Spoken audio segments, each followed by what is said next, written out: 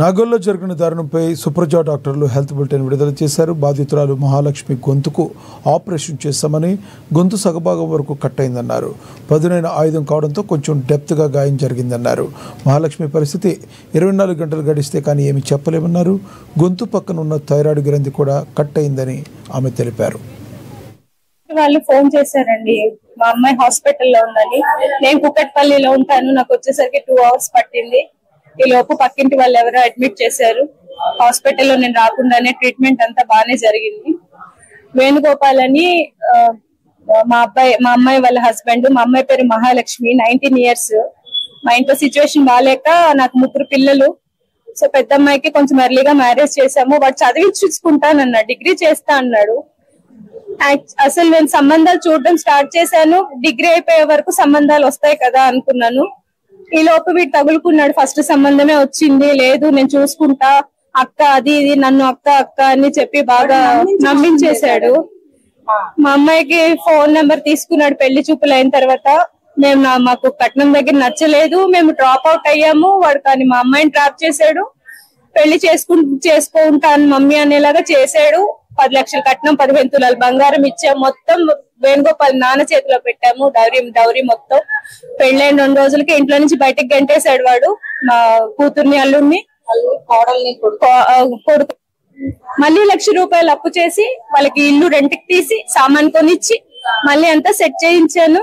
మేము లాస్ అయి ఉన్నామండి, మేము కోట్లలో లాస్ అయ్యి మేము పాపకు తొందరగా పెళ్లి చేయాల్సి వచ్చింది.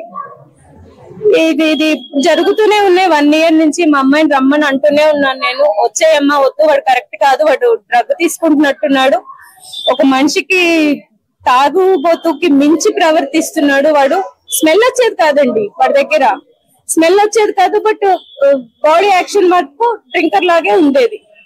నేను చెప్పాను మా అమ్మాయికి రిక్వెస్ట్ చేస్తున్నాను, ఎవరైనా సర్దుకొని పొమ్మా అని చెప్తారు. యాజ్ ఎ మదర్ గా నేనే వచ్చేయమంటున్నాను, మహి నీ లైఫ్ కి ఎప్పటికైనా రిస్క్. అంటే చాలా బాధాకరమైనటువంటి విషయం ఏంటంటే, కుటుంబ కలహాల వల్ల అంటే తన భర్త ఆమెని అంటే గొంతు కోయడం వలన చాలా బ్లీడింగ్ అయ్యి పుటౌటిన సుప్రజ ఆసుపత్రికి తీసుకురావడం జరిగింది. వచ్చిన వెంటనే మా వైద్య బృందం అందరూ తక్షణమే వైద్య సాయం అందించి ఇమీడియట్ గా ఆపరేషన్ చేయాలని మా ప్లాస్టిక్ సర్జన్ చెప్పగానే, ఈరోజు ఆదివారం అయినప్పటికీ కూడా వెంటనే మేము ఆపరేషన్ థియేటర్ని రెడీ చేసుకొని వెంటనే సర్జరీ చేయాల్సిందిగా మేము మేనేజ్మెంట్ నుంచి అప్రూవల్ ఇచ్చాము. కానీ అంత తొందరగా ఆ పేరెంట్స్, అంటే ఆ పాప వాళ్ళ పేరెంట్స్ ఎవరు అందుబాటులో లేకపోయినప్పటికీ, కన్సెంట్ లేకపోయినా కూడా ఈరోజు అంటే అంత బాధాకరమైన విషయం కాబట్టి మేము ఒక మానవతా హృదయంతో ముందుకొచ్చి ఈరోజు సుప్రజ ఆసుపత్రి ఒక పెద్దన్న, అంటే ఆమెకు ఒక పెద్దన్న లాగా పాత్ర పోషించి, వాళ్ళు డబ్బులు కట్టకపోయినా, ఇప్పుడు ఇమీడియట్ గా డబ్బులు కట్టకపోయినా, ఏం చేయకపోయినా కూడా ఇమీడియట్ గా ఏది కావాలంటే ఆమెకి అన్ని సౌకర్యాలు అందించి తొందరగా ఆపరేషన్ చేసి ఆమెని ప్రాణాలతో బ్రతికించాల్సిందిగా నేను మా డాక్టర్లను కూడా రిక్వెస్ట్ చేసినాను. వాళ్ళు కూడా నా రిక్వెస్ట్ ని స్వీకరించి ఈరోజు ఆదివారం వాళ్ళ కుటుంబ సభ్యులతో కేటాయించాల్సిన టైం కూడా వాళ్ళు ఈరోజు వచ్చి వెంటనే ఇమీడియట్ గా సర్జరీ చేశారు.